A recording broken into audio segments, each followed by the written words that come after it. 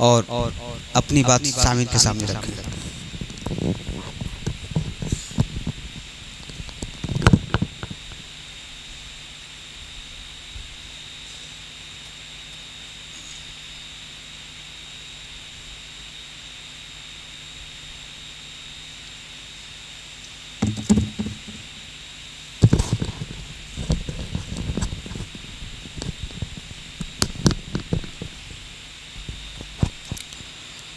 अस्सलामु अलैकुम वरहमतुल्लाहि वबरकातुह। अल्हम्दुलिल्लाह नहमदुहु व नस्तईनुहु व नस्तगफिरुहु व नऊज़ु बिल्लाहि मिन शुरूरि अनफुसिना व मिन सय्यिआति अअमालिना। मन यहदिहिल्लाहु फला मुदिल्ल लहु वमन युद्लिल फला हादिय लहु व अशहदु अल्ला इलाहा इल्लल्लाहु वहदहु ला शरीक लहु व अशहदु अन्न मुहम्मदन अब्दुहु व रसूलुहु।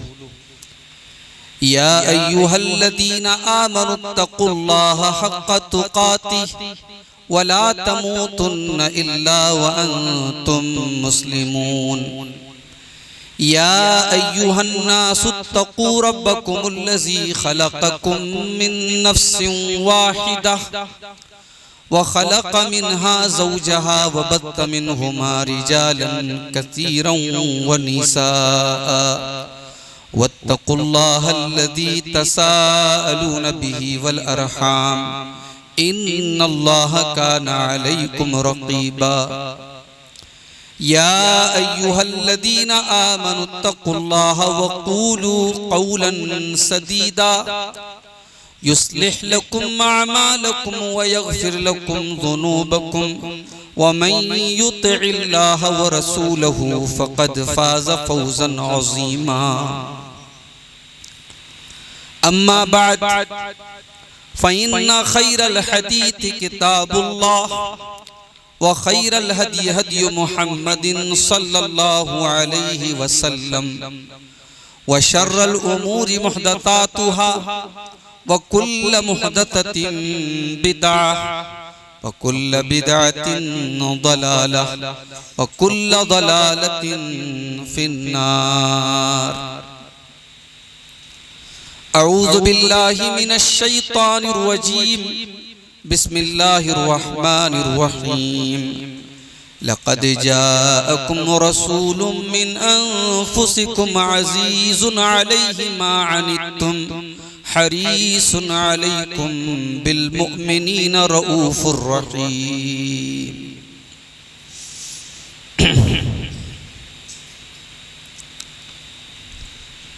ज़िक्र अहमद से सीना सजा लीजिए। ज़िक्र अहमद से सीना सजा लीजिए। प्यारे आका को दिल में बसा लीजिए। जो नबी का हुआ वो खुदा का हुआ। खुद को ताबे नबी का बना लीजिए। ज़िक्र अहमद से सीना सजा लीजिए। मुस्तफ़ा से हंसी कोई आया नहीं। कोई सीरत में भी आप जैसा नहीं। बात ये अपने दिल में बिठा लीजिए। खुद को ताबे नबी का बना लीजिए।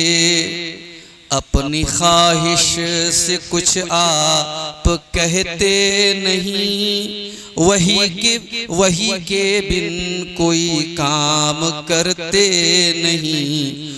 हुक्म पर उनके गर्दन झुका लीजिए।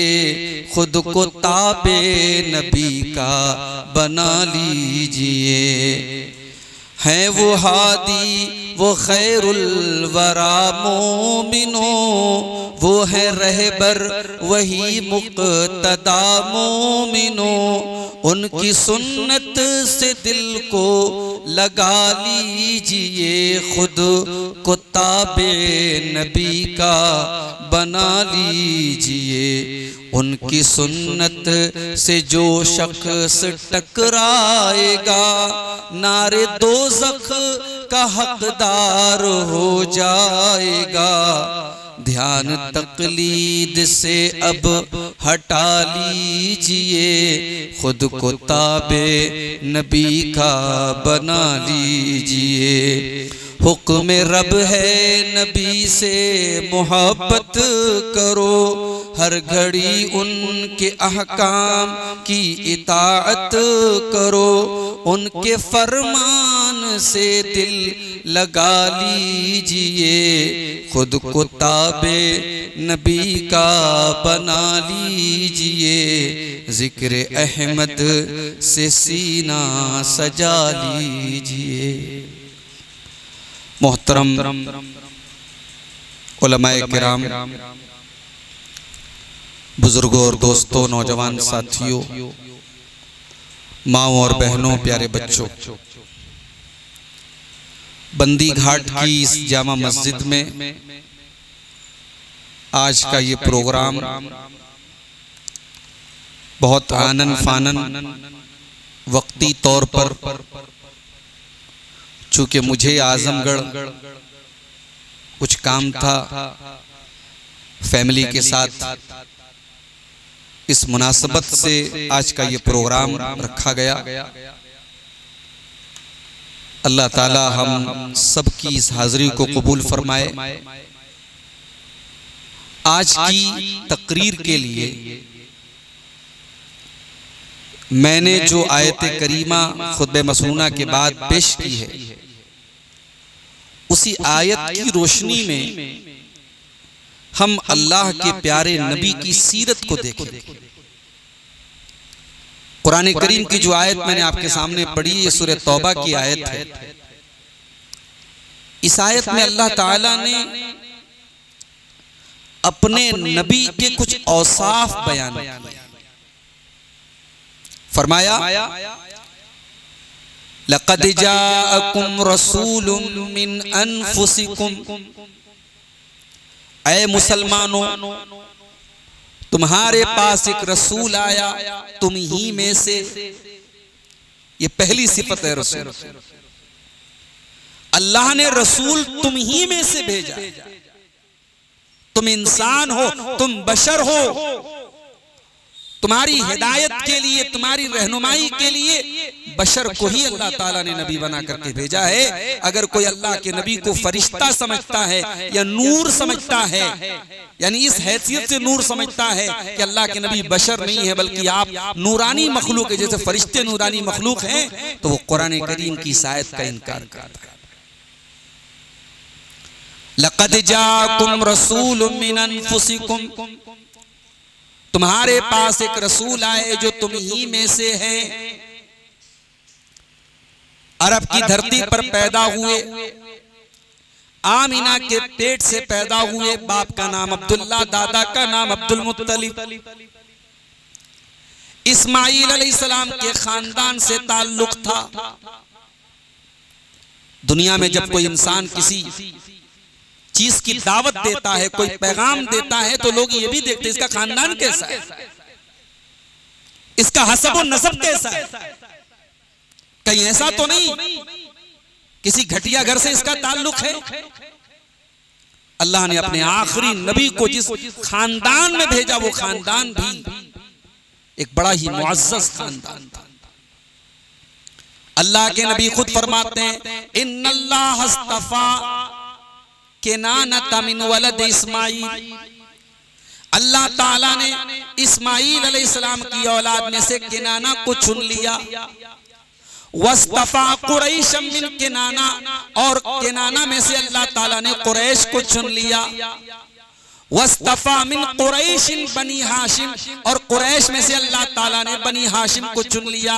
वस्तफानी मिन बनी हाशिम, और बनु हाशिम में से अल्लाह ताला ने मुझको चुन लिया।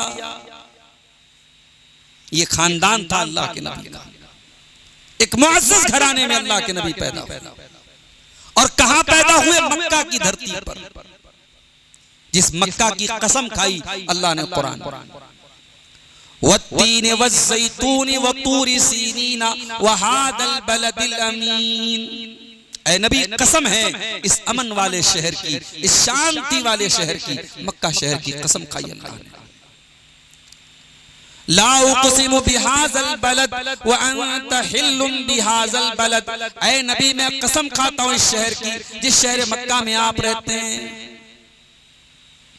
अल्लाह के नबी की पैदाइश के 40 दिन पहले उसी शहर मक्का में जो खाने काबा था, उस खाने काबा को डिमोलिश करने के लिए, उसे गिराने के लिए, उसे मुनहदिम करने के लिए, उसे ध्वस्त करने के लिए एक बहुत बड़ा लश्कर लेके आया था अबरहा, यमन का बादशाह था, जो खाने काबा का ये एहतराम और ये सम्मान देख के जलता था, और जिसने खाने काबा के मुकाबले में यमन के अंदर एक बहुत बड़ा चर्च बनवाया था, बहुत बड़ा कलीसा बनवाया था, मगर लोगों ने उसके कलीसा में जाके पाखाना कर दिया, गंदगी कर दी। लोगों ने कहा नहीं, हम खाने काबा की जगह और उसका सम्मान किसी और को नहीं दे सकते।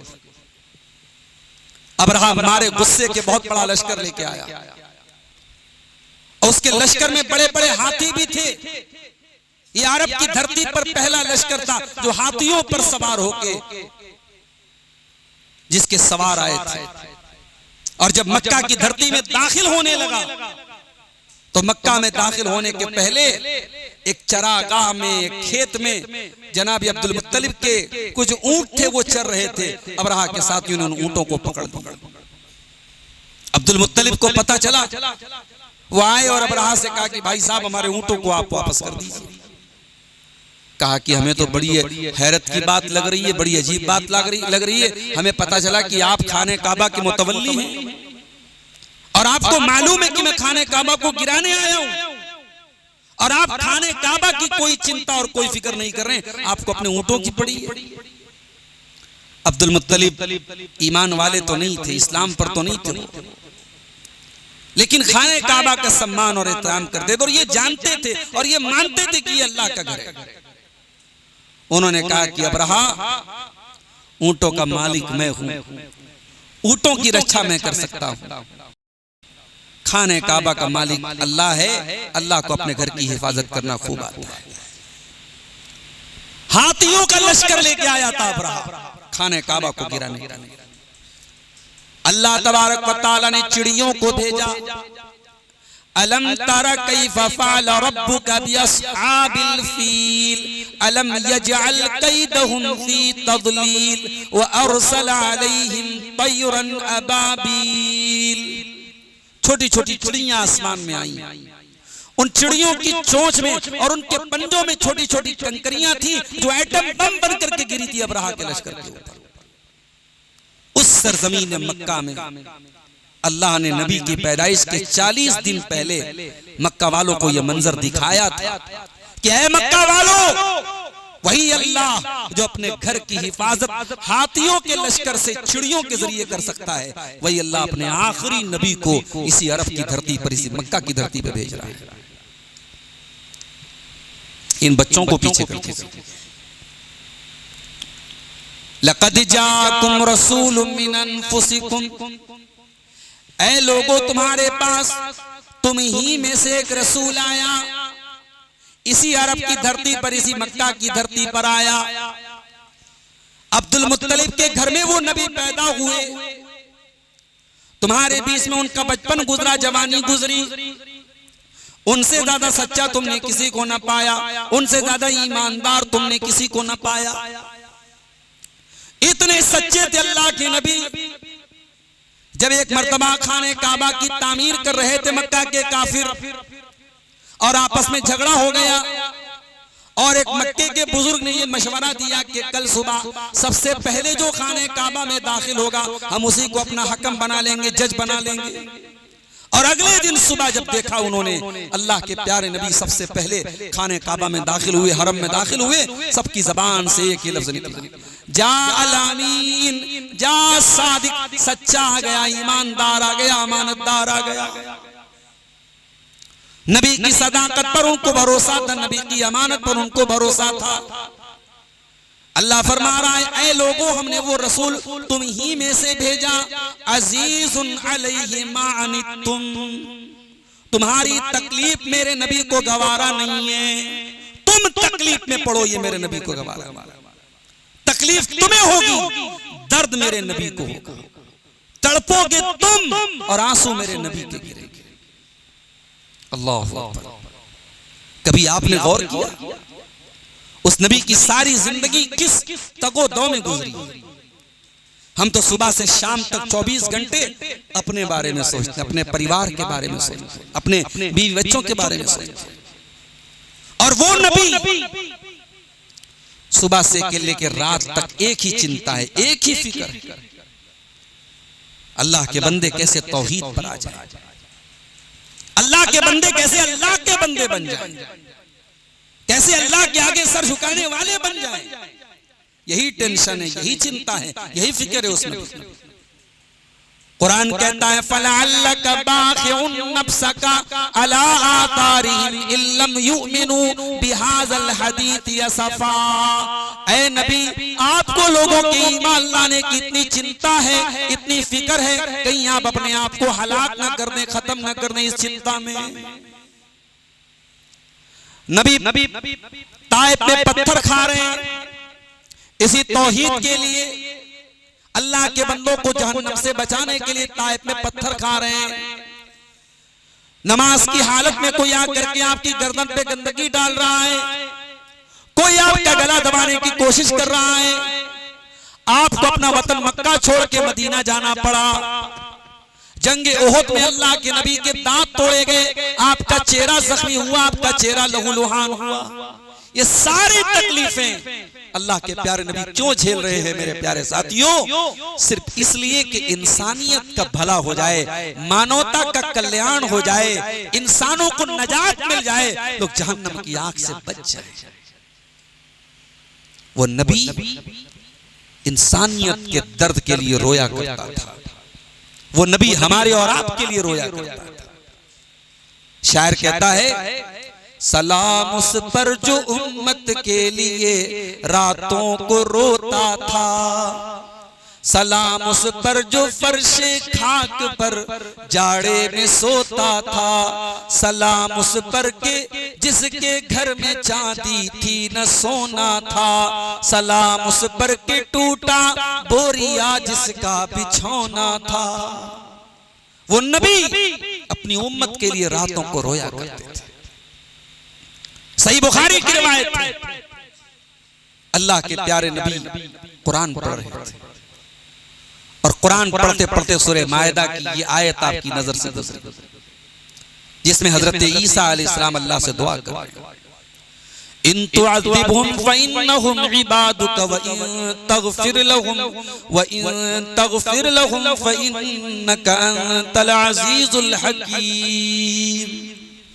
ऐ अल्लाह, अगर तू अपने बंदों को अज़ाब दे दे तो ये तो तेरे बंदे हैं, तुझे पूरा पावर हासिल है, पूरा इख्तियार हासिल है, और अगर तू माफ कर दे ऐ अल्लाह तो कौन तुझसे पूछने वाला है, तू ताकत वाला, तू हिकमत वाला है। फिर अल्लाह के नबी ने सूरह इब्राहिम की एक आयत पढ़ी। इब्राहिम अलैहिस्सलाम अल्लाह से दुआ कर रहे हैं, फमन तबिअनी फइन्नहु मिन्नी व मन असानी फइन्नका गफूरुर रहीम। ऐ अल्लाह, जो मेरी पैरवी करेगा वो मेरा उम्मती है, और जो मेरी नाफरमानी करेगा ऐ अल्लाह तू गफूरुर रहीम है, तू माफ कर देना। बुखारी के अल्फाज हैं, नबी ने देखा कि ईसा अलैहिस्सलाम अपनी उम्मत के लिए दुआ कर रहे हैं, इब्राहिम अपनी उम्मत के लिए दुआ कर रहे हैं। अल्लाह के नबी रोने लगे और रोते रोते अल्लाह की बारगाह में हाथ उठाया और कहने लगे, अल्लाहुम्मा उम्मती, अल्लाहुम्मा उम्मती। अल्लाहु अकबर। वो नबी रो के दुआ कर रहे हैं अपनी उम्मत के लिए, आय अल्लाह मेरी उम्मत का क्या होगा।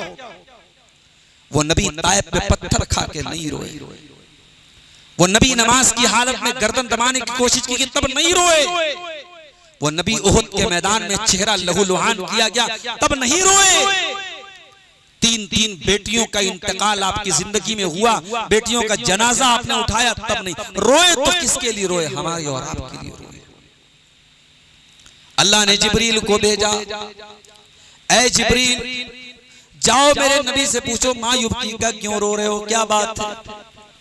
अल्लाह को सब मालूम था, अल्लाह अपने नबी की जबान से कहलवाना चाहता था। जिब्रील ने आके पूछा, अय अल्लाह के नबी माँ युवती का क्या बात है, क्यों रो रहे हैं। कहा है जिब्रील, सारे नबियों ने अपनी अपनी उम्मत के लिए दुआ कर ली, मोहम्मद रसूलुल्लाह को अपनी उम्मत की चिंता है कि मेरी उम्मत का क्या होगा। अल्लाह ने जिब्रील के जरिए जवाब दिलवाया, ऐ मेरे प्यारे नबी, ऐ मोहम्मद, ऐ हबीब, इन्ना सनुर्दीका फी उम्मतिका वला नसूका, ऐ मेरे नबी हम आपकी उम्मत के बारे में आपको खुश कर देंगे, आपको परेशान होने की जरूरत नहीं है। अजीजुन अलैहि मा अनितुम, तुम्हारी तकलीफ मेरे नबी को गवारा। इशा की नमाज अल्लाह के नबी अव्वल वक्त में पढ़ते थे आमतौर से, लेकिन आपको ज्यादा पसंद ये था कि आखिर वक्त में पढ़ी जाए।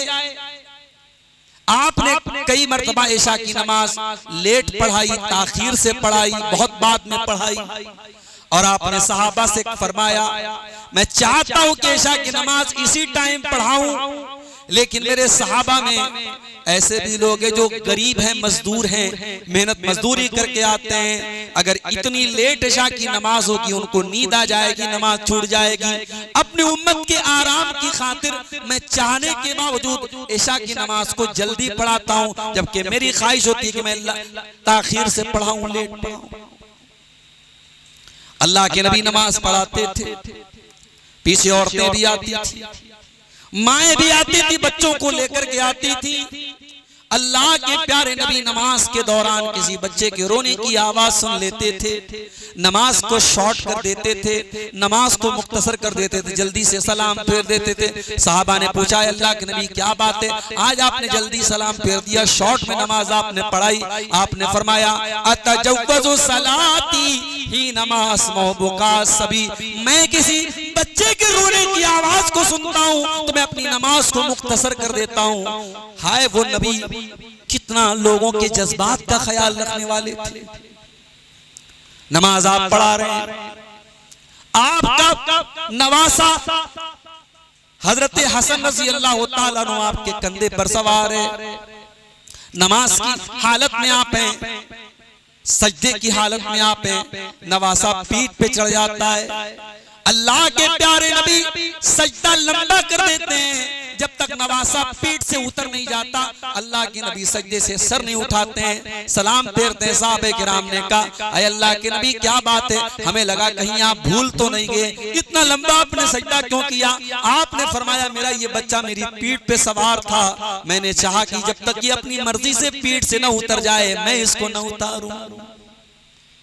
अज़ीज़ुन अलैहि मा अनितुम, वो नबी लोगों के इमोशंस, लोगों की भावनाओं, लोगों के जज्बात का कितना ख्याल करते थे मेरे प्यारे साथ।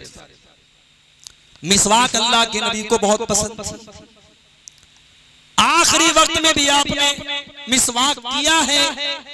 अम्मा आयशा फरमाती हैं, मरजुल मौत था अल्लाह के रसूल का, आखिरी टाइम था, मेरे भाई अब्दुर्रहमान आए, उनके हाथों में मिसवाक थी।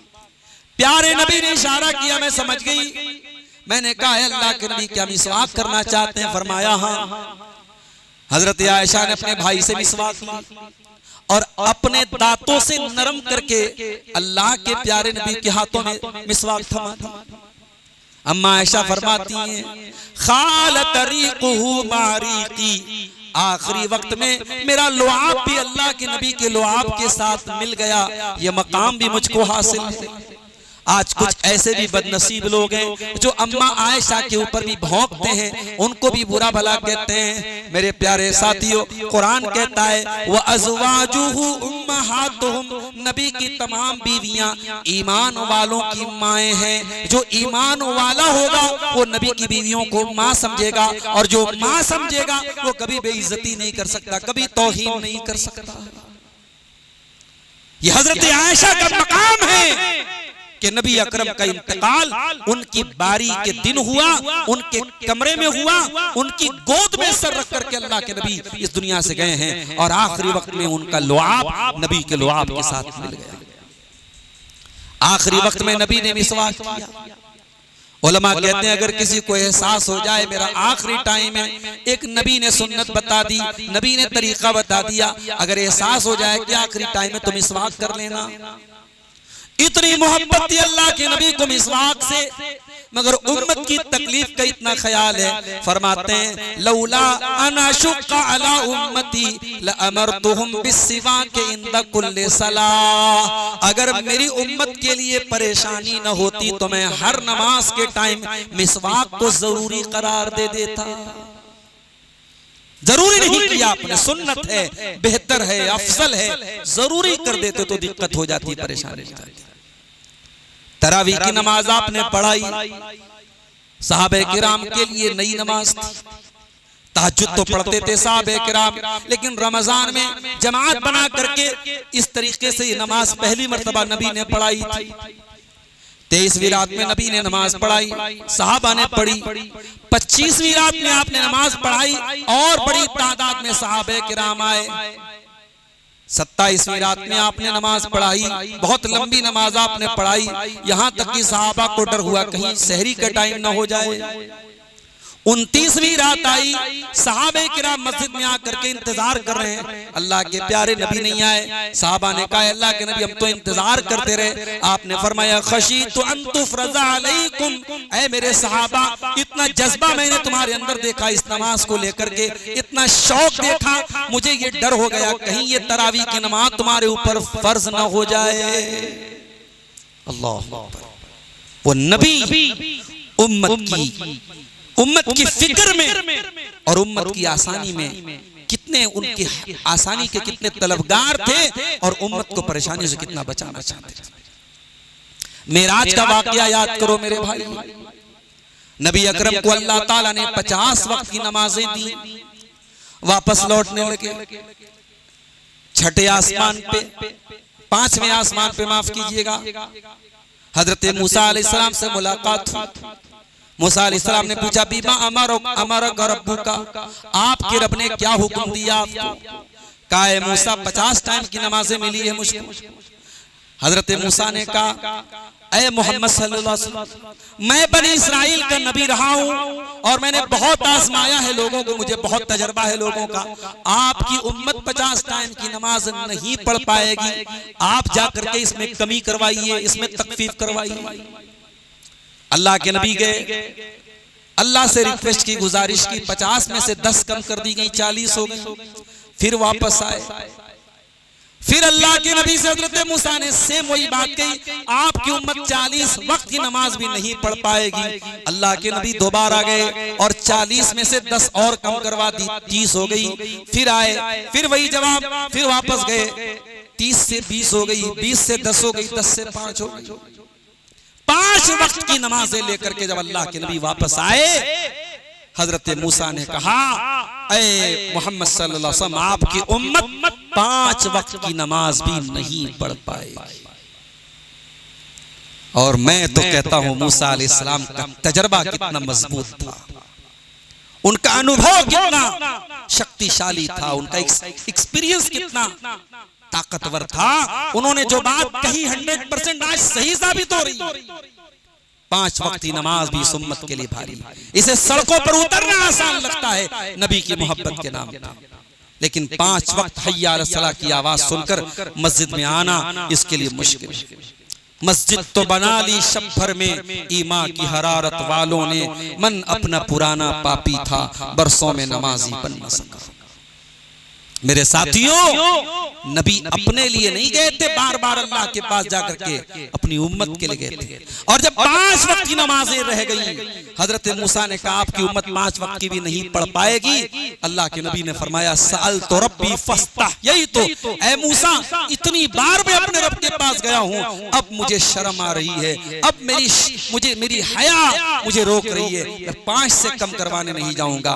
जब नबी ने इतना कहा तो अल्लाह की तरफ से आवाज अमज़यतु फरीज़ती व खफ़फ़तु अन इबादी, ऐ मेरे नबी, मैंने अपना फरीजा भी अपने बंदों पर लागू कर दिया और अपने बंदों का बोझ भी हल्का कर दिया।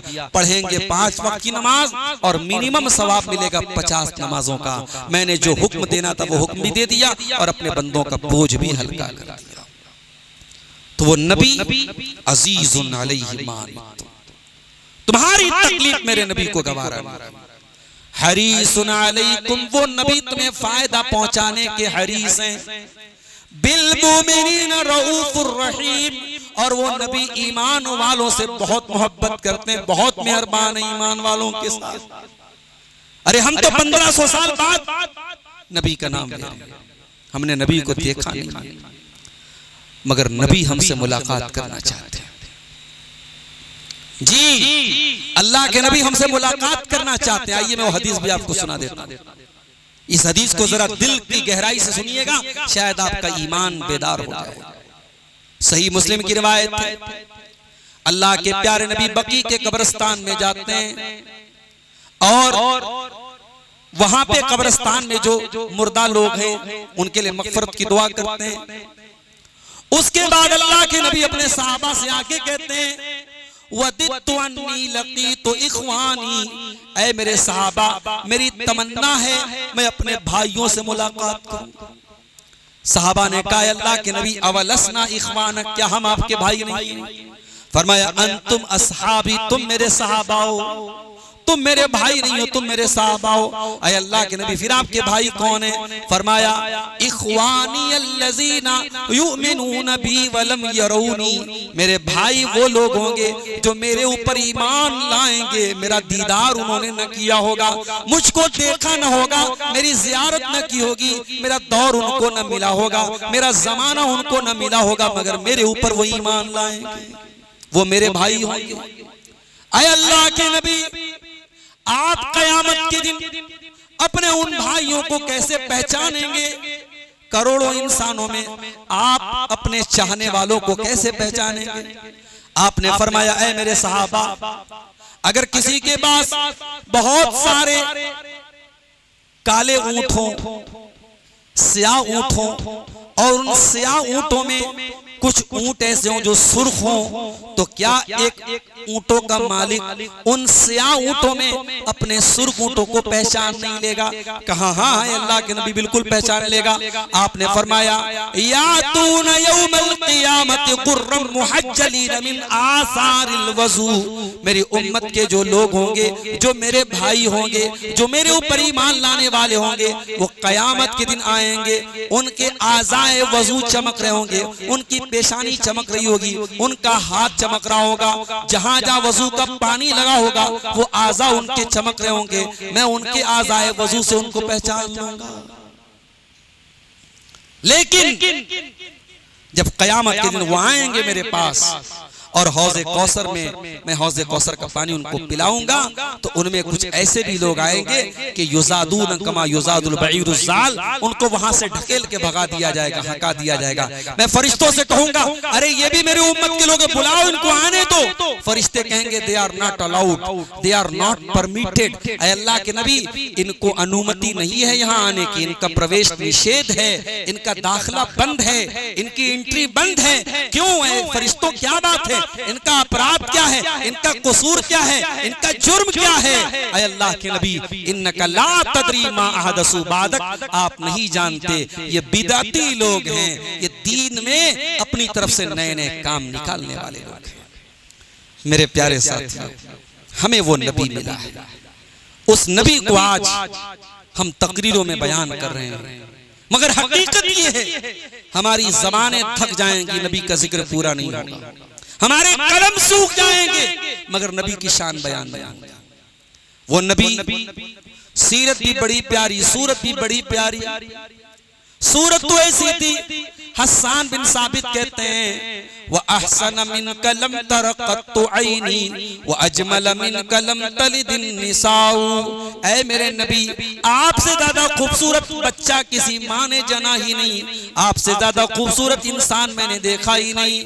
खुलिक़त मुबर्रअन मिन कुल्लि ऐबिन कअन्नका क़द खुलिक़त कमा तशाउ। ऐ मेरे नबी, आप तो हर ऐब से पाक पैदा किए गए, ऐसा लगता है आपको वैसे पैदा किया गया जैसे आप चाहते थे। ये नबी की शान थी। नबी से एक मुलाकात हुई थी, हिजरत का सफर था, अल्लाह के नबी मक्का से मदीना जा रहे थे। रास्ते में आपको भूख लगी, एक खेमा आपने देखा, खेमे में दाखिल हुए। एक बूढ़ी औरत बैठी थी, एक दुबली पतली बकरी जिसका थन सूखा हुआ था, कमरे के कोने में वो बकरी पड़ी थी। नबी ने कहा, माँ भूखा हूं, प्यासा हूं, परदेसी हूं, मुसाफिर हूं, अगर आपकी इजाजत हो इस बकरी का दूध दूह लूं। बूढ़ी औरत ने कहा, बेटा तुझे अगर दूध नजर आता है तो तू दूह ले, ये तो बेचारी महीनों से सूखा पड़ा हुआ है, इसको ढंग का चारा नहीं मिला और ये बेचारी सूखी पड़ी है, अगर तुझे इसमें दूध मिलता है तो तू ले ले। नबी ने बर्तन मांगा, बिस्मिल्लाह पढ़ के बकरी के थन को हाथ लगाया, बकरी का थन लबालब हो गया, दूध से भर गया, बर्तन भर गया दूध से। नबी ने उस औरत को जिसका नाम उम्मे माबद था उसको पिलाया, अपने साथी अबू बकर को पिलाया, अबू बकर के गुलाम आमिर बिन फुहैरा को पिलाया और अब्दुल्लाह इब्न उरैक़ीत जो सफर में गाइड बन के गए थे उनको पिलाया। और आखिर में अल्लाह के नबी ने खुद भी दूध पिया और उसके बाद भी बर्तन में दूध भरा हुआ था, वो आपने उस औरत को थमा दिया। ये चंद मिनट की मुलाकात थी, नबी अकरम वहां से चले गए। शाम को औरत का शौहर आया अबू माबद, कमरे की हालत बदली देखी, कमरे में नूर महसूस किया, कमरे में बरकत महसूस की, कमरे का माहौल बरकत वाला माहौल महसूस किया।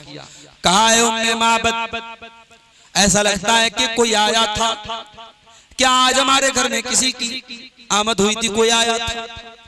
उम्मे माबद ने कहा कि हाँ। ऐ अबू माबद, जा रजुल मुबारक, एक बड़ा ही बरकत वाला इंसान आया था। ऐ उम्मे माबद, वो देखने में कैसा लगता था, वो लुक वाइज कैसा था, वो बाई फेस कैसा था? ऐ उम्मे माबद, जरा उसका हुलिया बताओ, वो देखने में कैसा था? उम्मे माबद कोई पढ़ी लिखी औरत नहीं थी, देहात की खातून थी, देसी खातून थी, लेकिन उन्होंने चंद जुमलों में जो नबी का हुलिया बयान किया है, उलमा लिखते हैं नबी का इतना प्यारा हुलिया किसी ने बयान नहीं किया। उम्मे माबद कहती हैं, रअयतु रजुलन ज़ाहिरल वज़ाअ अबलजल वजही हुस्न हसनल खुल्क़ी लम तुइबु सजला व लम तुज़रि बिही सोला। ऐ अबू माबद, मैंने एक ऐसे इंसान को देखा जो बहुत रोशन चेहरे वाला था, अबलजल वजह, उसके चेहरे पर नूर था, रौनक थी, हसनल खुल्क़ी, उसका अखलाक बहुत अच्छा था, लम तुइबु सोला, उसका पेट निकला हुआ नहीं था, वलम तुज़रि बिही सजला, और न ही उसका सर छोटा था। ऐ अबू माबद, वसीमुन कसीमुन, वो बहुत खूबसूरत इंसान थे, फी ऐनैहि ताजुन, उनकी आंखें काली और बड़ी बड़ी आंखें थी, व फी अशफारिही वतफुन, उनकी पलकें पतली पतली लंबी लंबी थी, वफी उनुकिही सतौन, उनकी गर्दन लंबी थी, वफी सौतिही सालुन, उनकी आवाज भारी भरकम मगर खूबसूरत थी। इन तकल्लमा फ़अल इन समत फ़अलैहिल वक़ार, वो खामोश रहते थे तो खामोशी के अंदर भी एक वक़ार था। व इन तकल्लमा समाहु अलाहुल बहा, और जब बोलते थे तो उनकी गुफ्तगू पर नूर छा जाता था। ऐ अबू माबद, हुलुल मंतिक़ी, वो मीठी बोली बोलते थे, फसलुन, जो बात बोलते थे, फैसला कुन बात बोलते थे, ला नज़रुन वला हज़रुन, कोई फालतू बात नहीं बोलते थे, कअन्न मंतिक़हु खज़रातु नज़्मिन यतहद्दरना, जब वो बोलते थे ऐसा लगता था किसी मोतियों की लड़ी में से मोती गिर रहे हैं। ऐ अबू माबद, रबुल्ला तूल, उनकी हाइट दरमियान की थी, न ज्यादा लंबे थे न ज्यादा नाटे थे। वला तक़तहमुहु ऐनुम मिन क़सरिन, कोई देखने वाला ये देख के नहीं कह सकता था इनका कद छोटा है, दरमियानी हाइट के थे वो।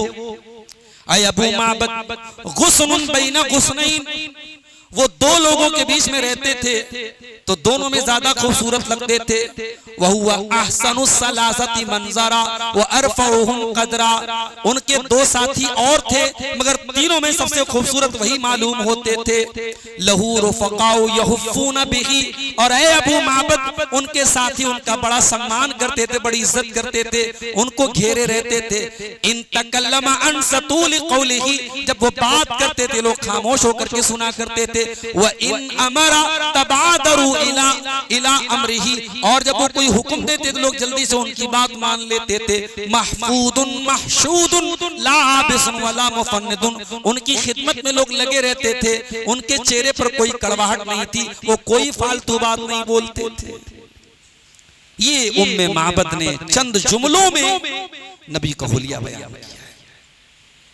हजरत बरा इब्न आजिब कहते हैं, उनसे पूछा गया अल्लाह के नबी कैसे थे? का बहुत खूबसूरत थे।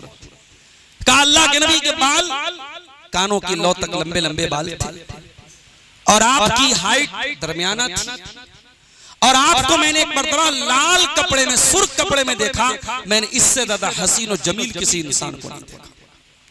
हजरत रुबैया बिन्ते मुअव्विज़ एक सहाबिया हैं, उनसे किसी ने पूछा अल्लाह के नबी कैसे दिखते थे? कहा कि सूरज की तरह रोशन थे। इसीलिए अल्लाह कुरान में कहता इन्ना अरसलनाका शाहिदन व मुबश्शिरन व नज़ीरा व दाइयन इलल्लाहि बिइज़्निही व सिराजन मुनीरा, ऐ नबी हमने आपको चमकता हुआ सूरज बना करके भेजा है। तो सूरत भी प्यारी थी और सीरत भी प्यारी थी। क्या बयान किया जाए, क्या छोड़ा जाए मेरे भाइयों, वक्त नाकाफी पड़ जाएगा। मैं चंद मिनट और नबी की सीरत पर कुछ बातें बयान करके बात खत्म करूंगा।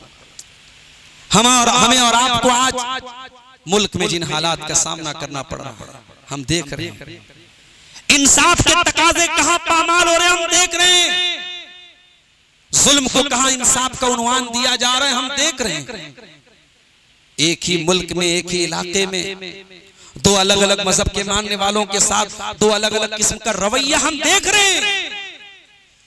दुनिया को इंसानियत और इंसाफ मोहम्मद अकरम की सीरत से पढ़ने की जरूरत है। इंसाफ किसको कहते हैं, ये नबी की सीरत से पढ़ने की जरूरत है। दुनिया की कौमों का उसूल है everything is fair in love and war, प्यार और मोहब्बत में भी सब जायज है और जंग के मैदान में भी सब जायज है।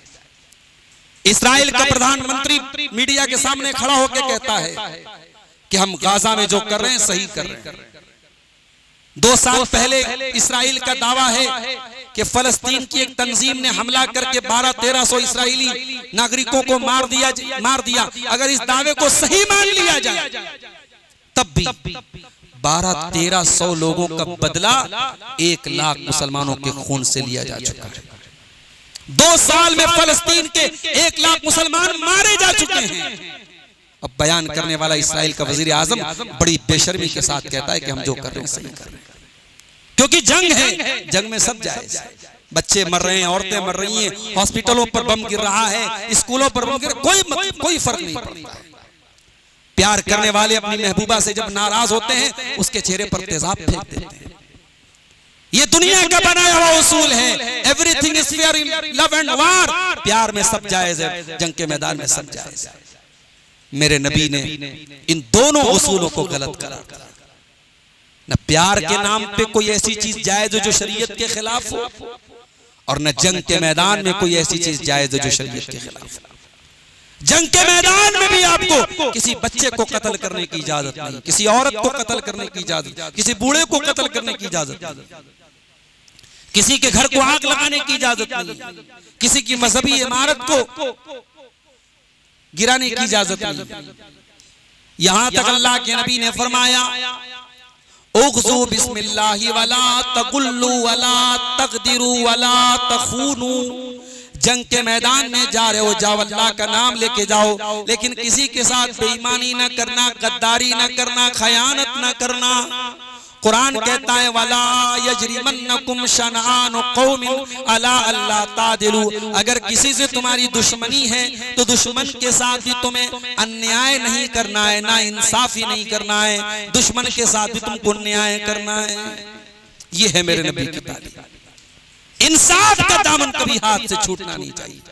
आज इंसाफ करने वाले जजों को और इंसाफ की राय करने वाले वकीलों को और इंसाफ का दावा करने वाली अदालतों को मोहम्मद रसूलुल्लाह की सीरत पढ़नी चाहिए। मेरे साथ नबी की अदालत में केस आया, एक औरत ने चोरी, इस्लाम में चोरी की सजा हाथ काट देना है।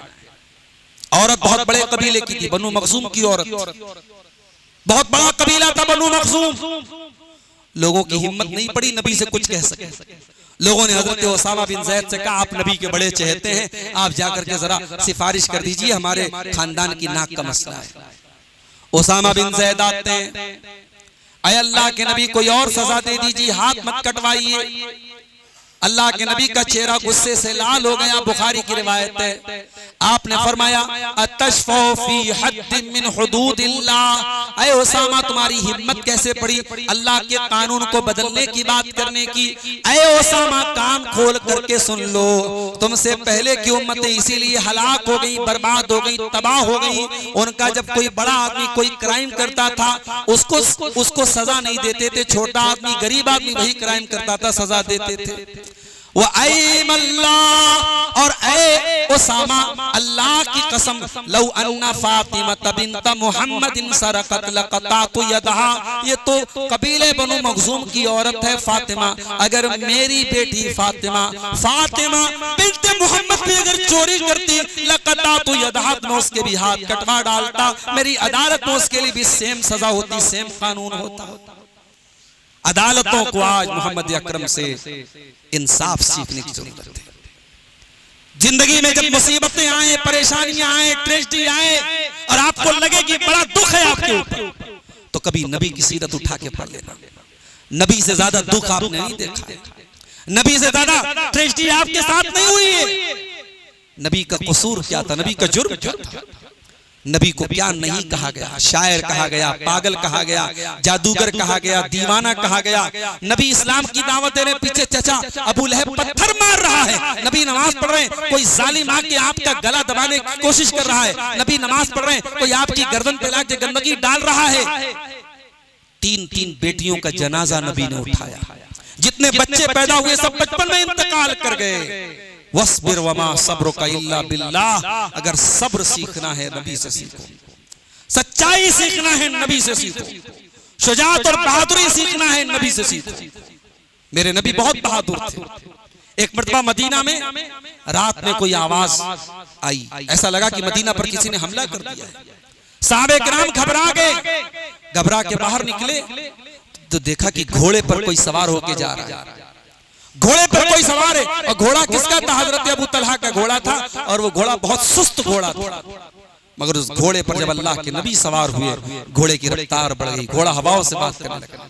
अल्लाह के नबी तलवार लेके गए मदीना की सरहद तक, और वापस आके लोगों से कहा लम तोराऊ, चिंता मत करो, फिक्र मत करो, मैं देख के आया हूँ, कोई दुश्मन नहीं है, कोई अंदेशा नहीं, कोई हमला नहीं होने वाला।